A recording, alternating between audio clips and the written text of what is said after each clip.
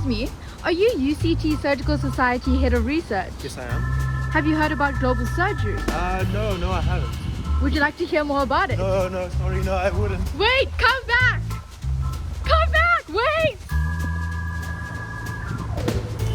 Hi, do you guys know anything about global surgery? Would you like to know more? Cool, thanks. Excuse me? Hi, do you have a minute? I do. Would you like to know about global surgery? Would I like to know about it? Yeah, I would like to know about global surgery. What do you know about it currently? Well, I only heard about it recently, and all that I can understand from it is that it's about health advocacy, and I think it links closely to public health and allowing access to everyone. Oh, hey guys, how are you? Hi, and you? Good, thank you. All good. Would you like to be involved in global surgery? Yes, we'd love to. What even is global surgery? Global surgery aims to create a surgical space that is accessible, equal, and improves patient outcomes, no matter who you are or where in the world you are from. Improving surgical care and anesthesia care in global surgery aims to improve the gaps in service delivery. So how can we create this kind of surgical space? Well, global surgery has 4 main pillars, and they all work together. The first is education. This involves building knowledge among students and providing aspiring surgeons with leadership skills. The second is advocacy. This is social justice in action through community engagement and policy change. The third is research, the foundation of all surgical strengthening in a multidisciplinary team. And fourth, and most importantly, is implementation. This is creating a resilient health system through capacity building. Today we are taking a glimpse into the life of a global surgeon. We are in conversation with UCT's Head of Global Surgery, Prof. Salome Masume. Before we start, I'd like to ask you a very important question. What do you call a surgeon who loves gardening? A cutting edge botanist. Correct.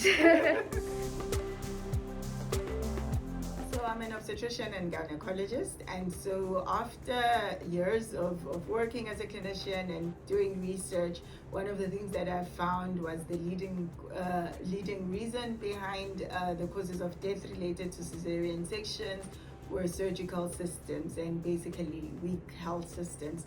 And so through global surgery, I found a way to work on surgical systems and to really pursue this idea that of strengthening surgical health systems. Amazing, thank you. Hi, my name is Dr. Chironga. I'm a trauma research fellow in global surgery. Thank you. And can I ask you a very important question? What kind of jokes do orthopedic surgeons like? Humorous ones. Correct. As I am part of global surgery, the kind of work that I do within global surgery is research within looking at intimate partner violence within orthopedics. I would like to become a neurosurgeon, and I decided to take global surgery because global surgery permits surgeons or aspiring surgeons to have a public health mindset, not just focusing on the healing one patient at a time, but trying to get to many surgical and anesthetic patients as much as possible. So that is what kind of pushed me to get into global surgery, to have that public health. Hi, I'm Jo Ross. And what is your role in global surgery? I'm a senior lecturer in the Division of Global Surgery, and I convene the PhD program and the Masters of Public Health elective.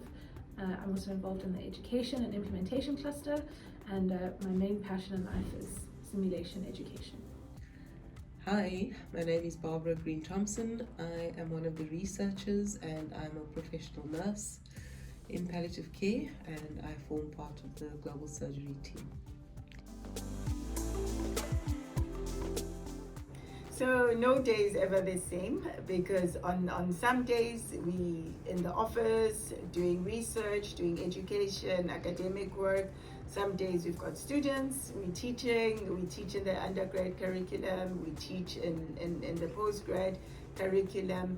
But on some days we are working with international collaborators, we travel as well, and we also have a lot of international people working with us on strengthening surgical systems across the African continent.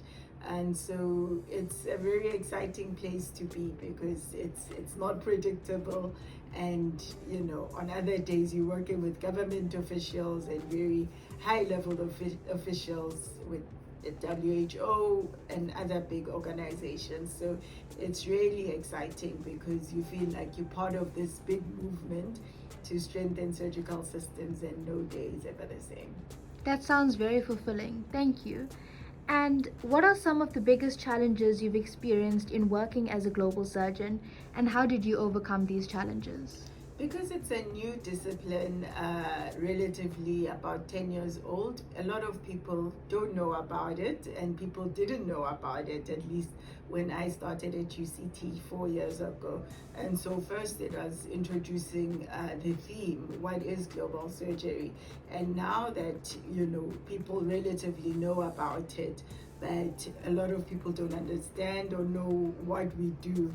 And it takes having people come to our office, spend time with us, signing up for a course, attending our meetings for them to start understanding the value and importance of what we do. So I think for me that was the hardest thing, that how will you get the UCT community and the world at large to understand this completely new discipline and to support it and join us on this journey. I think the potential that it offers in terms of patient advocacy mainly, it's about reaching out to communities that are unable to access healthcare services. I think in South Africa we have the highest Gini coefficient, and so many people don't have access, and those who do come into our health system come in with very advanced disease, and that costs the patient, the family, and the health, and in fact our country, costs our country so much more money.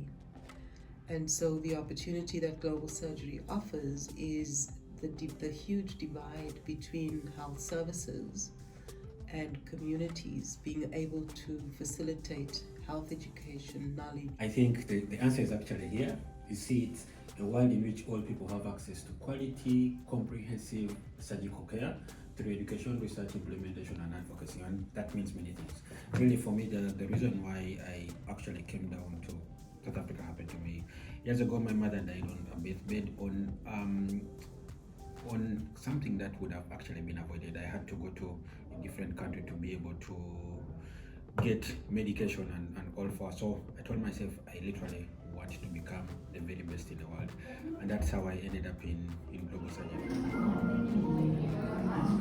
So how many cups of coffee power a global surgeon for the day? So luckily I only do 1 cup of coffee per day, just to wake up in the morning, and it gets me going for the day. Because I think students are ultimately going to be the future of global surgery, the future academics, the future leaders in global surgery. And because it's such a new and dynamic field, I think the students have got the most to benefit from it and to carry it forward as a discipline. One, it's a multidisciplinary team. It's full of energetic people. It is a very nice environment to be in. And I think one of the most important things that I've noted is that it gives you opportunities to grow in terms of your knowledge, in terms of research, and the capacity to take on projects within the unit. Global surgery. I think global surgery has to be one of the most exciting specialties to get involved in. We are beyond transdisciplinary.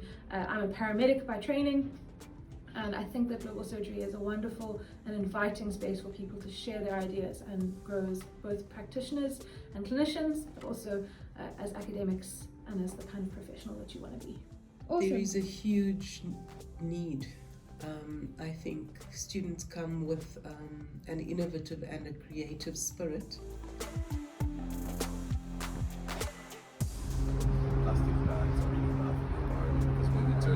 Oh, hey guys. Oh, hello. How's it going? Good, how are you? Good, thank you. We are here with Kwezi, the Vice President of SurgeSoc.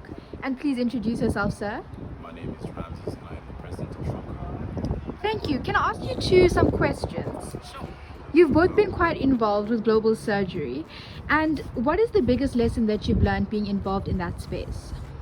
Okay, I'm happy to go first. I think global surgery fundamentally is a commitment to service. So, I mean, when you look at it from the outside, you might think I'm not a researcher. It's this very niche field.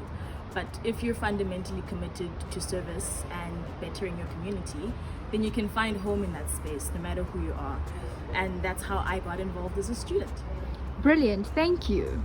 I think for me, global surgery is an interesting mix of the clinical sciences as well as the social sciences and public health. It's coming to understand that the outcomes we see in healthcare are not just a result of how good a surgery is or how effective a certain technique is or what tools we have. It's patients' access to the actual surgery and how they get to hospitals and where they recover afterwards. And coming to understand that sort of holistic approach to healthcare and surgery is crucial, especially in our setting as a low and middle income country. So, given that public health is often something that students undervalue, why would you encourage them to get involved in global surgery? I think in mid school, our biggest priority is becoming a good doctor, right? You come in because you want to be a good clinician.